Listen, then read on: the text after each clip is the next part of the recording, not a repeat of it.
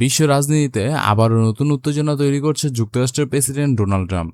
এবার তার কড়া বার্তা চীন ও রাশিয়ার উদ্দেশ্যে।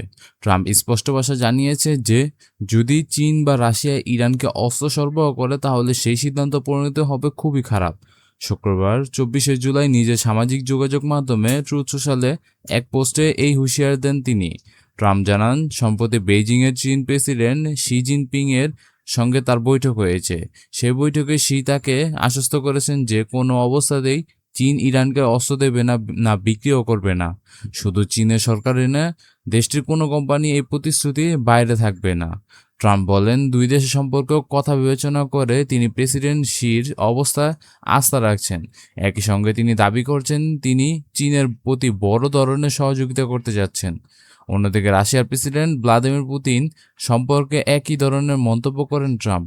তিনি বলেন, ইউক্রেনের যুদ্ধ চললেও পুতিন তাকে আশ্বাস দিয়েছেন যে রাশিয়া ও ইরানকে অস্ত্র সরবরাহ করবে না। এ সময় ইউক্রেন যুদ্ধ নিয়ে নিজের অবস্থান ব্যাখ্যা করেন মার্কিন প্রেসিডেন্ট।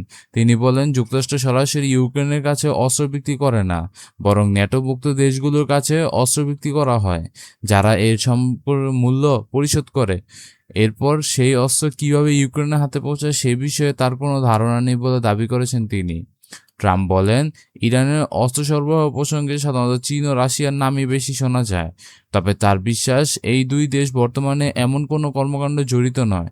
তিনি সতর্ক করে বলেন, যদি ভবিষ্যতে তারা ইরানকে অস্ত্র সরবরাহ করে তাহলে সেটি তাদের জন্য অত্যন্ত খারাপ সিদ্ধান্ত হবে এবং এর কঠিন পরিণতি ভোগ করতে হবে।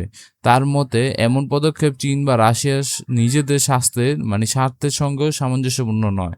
বিশ্লেষকদের মতে মধ্যপ্রাচ্যের উত্তেজনা, ইরানকে ঘিরে আন্তর্জাতিক নিষেধাজ্ঞা এবং চলমান ভূরাজনৈতিক সংকটের প্রেক্ষাপটে ট্রাম্প এই মন্তব্য নতুন করে আন্তর্জাতিক কূটনৈতিক আলোচনা জন্ম দিতে পারে। বন্ধুরা, এই বিষয় নিয়ে আপনাদের কি মন্তব্য থাকে তাও অবশ্যই জানাতে পারেন আমাদের কমেন্ট বক্সে। দেখা হবে নতুন কোনো ভিডিও টপিকে। সে পর্যন্ত ভালো থাকবেন। Take care. আল্লাহ হাফেজ।